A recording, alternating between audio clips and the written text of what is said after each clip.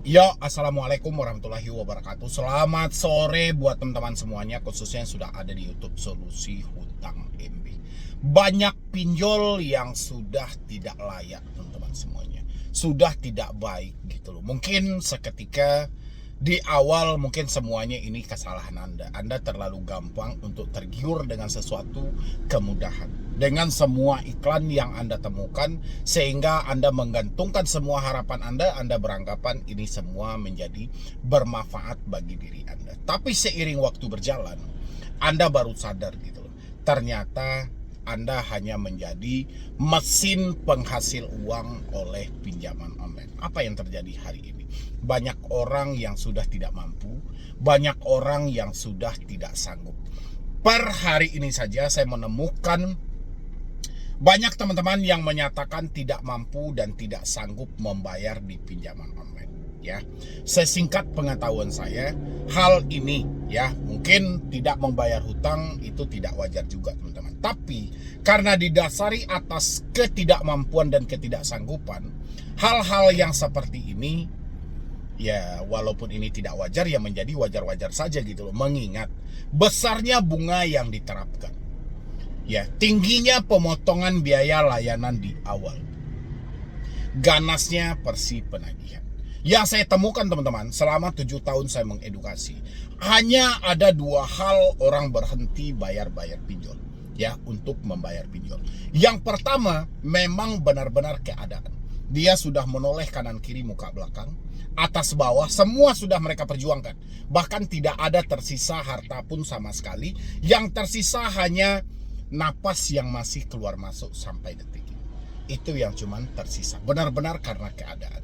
Yang kedua adalah orang ya udah malas membayar karena mulut sampah dari penagih hutang. Yang semula mereka hanya telat 1 hari 2 hari karena caci maki, karena hinaan, jadi mereka kompak dalam hati mereka, saya tidak bayar lagi.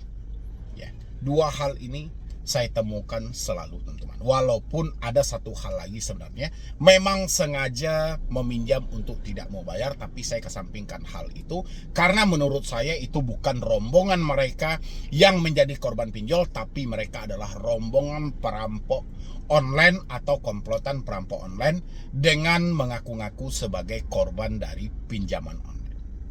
Saya kesampingkan. Banyak orang yang bertanya sama saya gitu loh, ya.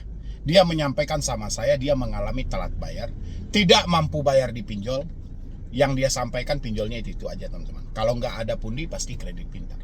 Kalau nggak kredit pintar pasti samir. Kalau nggak samir pasti masuknya ke tunaiku. Kalau nggak di aku laku, kalau nggak di kreditku. Semua berakhir dengan ketidakmampuan. Semua berakhir ketidaksanggupan. Saya mengambil satu kesimpulan teman-teman.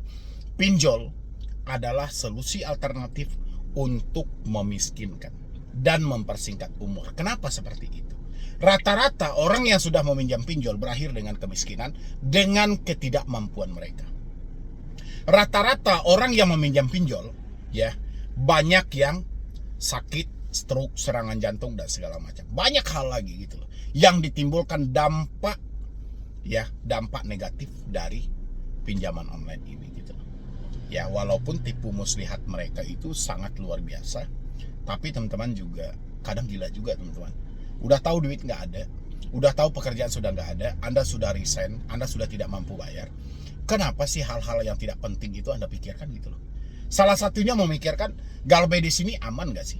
Emang kalau tidak aman duit Anda ada? Kan enggak. Ya nggak sih?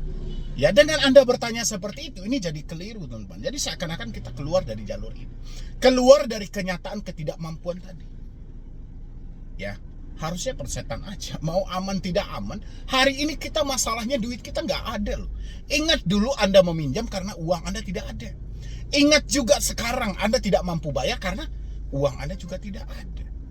Berarti sama-sama duit tidak ada. Harusnya yang teman-teman lakukan adalah bagaimana yang tidak ada ini menjadi ada. Bukan malah menyibukkan ini galbay aman atau tidak. Emang kalau dia nggak aman muncul duit di telapak tangan langsung? Kan enggak. Emang kalau dia nggak aman terus Anda mau perjuangkan hal ini, mau kemana? Ya harusnya teman-teman coba berpikir lagi dengan logika ya. Oke, ini saya ada satu pertanyaan ini teman-teman saya. Yang bertanya di sini dia bertanya, Bang Medi, saya baru saja mendapatkan ancaman sebar data. FC telah menggunakan foto saya dan mengaku sudah melecehkan pacar saya. Itu solusinya gimana Bang Medi? Buktinya sudah ada di saya, ancaman si FC-nya melalui chat. Oke, saya nggak ada masalah dengan buktinya ada di Anda gitu loh. Yang jadi masalah adalah mereka yang melontarkan ancaman itu, mereka tidak berani menyebutkan nama aplikasi. Ini yang jadi masalah. Ya, mereka tidak menyebutkan mereka dari mananya, mereka dari aplikasi apa, berapa nominal hutang yang ditagih dan segala macam. Itu menandakan mereka sangat ketakutan. Dan ketika mereka sangat ketakutan, bukan berarti Anda ikutan ketakutan juga. Kalau Anda penasaran dengan nomor itu, Anda jangan tanya ke saya, tapi Anda langsung ke pihak kepolisian. Kapan perlu Anda datangi Kapolda terdekat. Habis itu langsung ke tim cybernya. Ikuti prosedurnya. Seperti apa prosedurnya supaya ini ditindaklanjuti. Ya, itu akan ditemukan gitu.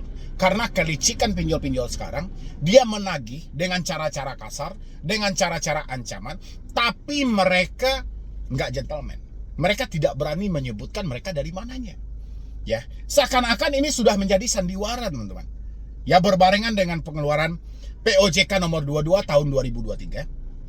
Ya, yang mana di dalam itu ada 7 poin yang diatur tentang mekanisme penagihan kredit terbaru yang tidak boleh dilakukan menggunakan ancaman, menyebarluaskan informasi pribadi, mempermalukan, menagih secara terus-menerus, menggunakan tekanan fisik verbal, menagih di luar dari si konsumen, menagih di luar dari alamat domisili konsumen, batas waktu penagihan gitu loh. Jadi seiring dengan aturan ini keluar, banyak pinjol legal yang menagih secara melanggar aturan tersebut tapi tidak mau menyebutkan nama aplikasi.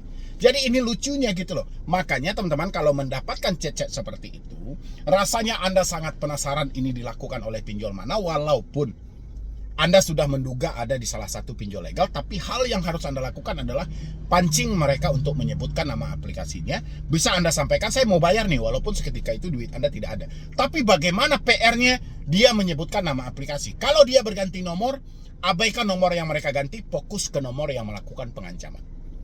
Ya, itu yang harusnya teman-teman lakukan. Ini untuk yang kedua juga. Ternyata masih banyak teman-teman orang yang mempunyai itikat baik. Bahkan banyak saudara saya di luar sana yang bertanya sama saya, Bang, bagaimana caranya kita menegosiasi hutang-hutang ini? Salah satu ditanyakan oleh follower saya ini, bagaimana caranya untuk negosiasi untuk bayar pinjol yang dibayar sama dengan yang didapat di pinjol dan nggak perlu bayar bunganya. Rasa saya memang kalau kita berbicara nominal pokok itu adalah nominal yang kita terima. Tapi apakah itu disetujui oleh pihak pinjol? Ya tentu tidak. Ya, pinjol tidak akan mau kalau Anda membayar jumlah yang Anda terima. Karena pokok yang disebutkan pinjol bukan itu. Ya, contoh Anda minjam 1 juta. Ya, yang Anda terima 750. Apakah 750 ini diakui pokok oleh pinjol? Tidak, yang diakui pokok 1 juta tadi. Walaupun dalam 1 juta biaya admin sudah dipotong di sana. Jadi kelicikan pinjol itu, dia tidak mau Anda membayar sesuai dengan yang Anda terima. Dia maunya kalaupun di ACC negosiasi pokok sesuai yang ada di aplikasi.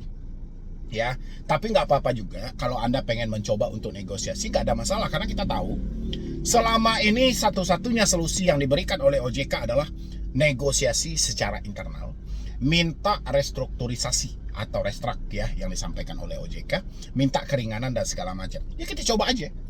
Kita menunjukkan itikat baik kita hubungi CS resminya dan kita sampaikan walaupun kita tahu 90% ini akan ditolak. Ya. Padahal pinjol akan menawarkan dengan sendirinya kalau nominal galbay Anda itu sudah terlalu jauh atau telat bayar Anda ini sudah terlalu jauh dan mengikuti rasa kehati-hatian tadi. Ya contoh, sudah melebihi dari 90 hari. Itu kan sangat hati-hati mereka, sangat rawan dalam posisi itu gitu. Daripada mereka rugi total, mungkin mereka akan menawarkan pokoknya. Tapi balik lagi, pokok yang mereka tawarkan bukan berapa yang kita terima, tapi berapa yang tertulis di aplikasi. Ya, itu kelicikan mereka, teman-teman. Habis itu lagi di sini, sore Bang, saya follower Abang yang di YouTube. Terima kasih edukasinya ya Bang, mohon dibantu dong. Saya sedang terlilit hutang pinjol satu aplikasi. Saat ini sedang tidak mampu bayar. Step apa saja yang harus saya lakukan? Terima kasih. Mungkin kalau Anda bertanya step apa yang harus